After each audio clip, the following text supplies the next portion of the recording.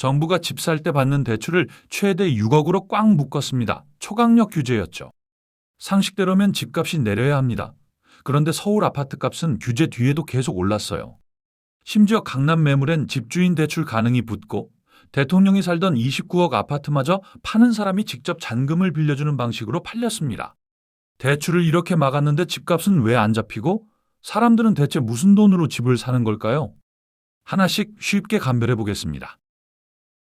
먼저 대출을 막았는데 왜 집값이 안 잡히는가? 지난달 대책으로 주택담보대출이 6억까지로 묶였습니다. 그런데 서울 아파트값은 75주 연속 상승했어요. 규제 직전과 비교하면 가격지수가 10.9% 더 뛰었습니다. 왜 막을수록 오를까요? 답은 의외로 단순합니다. 애초에 원인이 대출이 아니었거든요. 최근 4년간 수도권에 지어졌어야 할 집이 40만 채나 부족합니다. 살 사람은 많은데 물건이 없으면 값은 오를 수밖에 없어요. 즉 집값을 밀어올리는 건 대출이 아니라 부족한 공급입니다. 대출만 조여선 근본이 안 잡히는 거죠.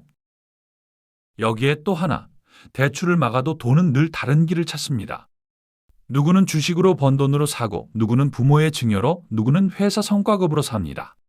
은행 대출 없이도 집을 사는 사람들이 얼마든지 있는 거예요. 그리고 요즘 그 우회로 중에서 가장 화제가 된 게 바로 매도자 대출입니다. 은행이 아니라 집을 파는 사람이 직접 돈을 빌려주는 방식이에요. 예를 들어 20억 아파트인데 은행에선 4억밖에 못 빌린다. 그럼 자기 돈 10억, 은행 4억, 모자란 6억을 집주인에게 빌리는 겁니다. 이걸 셀러 파이낸싱이라고 하고 개인끼리 돈을 빌려주고 근저당을 잡는 거라 불법도 아니에요. 실제로 최근 대통령 부부가 살던 분당 아파트를 29억에 팔 때도 매수인이 잔금을 마련하도록 약 17억 7천만 원의 근저당을 잡아주는 이 방식이 쓰였습니다. 정부는 매수자 사정에 따른 것이라고 설명했고요. 이건 대통령만의 얘기도 아니라서 같은 단지에선 15억이 넘는 거래 셋 중 하나가 이런 매매였습니다.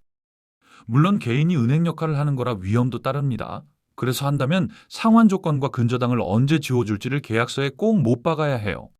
하지만 핵심은 이겁니다. 대출을 아무리 막아도 돈은 이렇게 새로운 우회로를 찾아낸다는 것.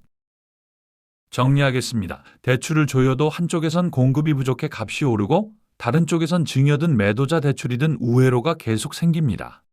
결국 수요만 눌러선 집값을 못 잡아요. 대출 규제는 빠르지만 부작용이 크고 집을 늘리는 건 느리지만 확실합니다. 정권이 바뀌어도 이해관계가 아무리 첨예해도 정답은 언제나 공급을 늘리는 전공법 하나뿐이에요.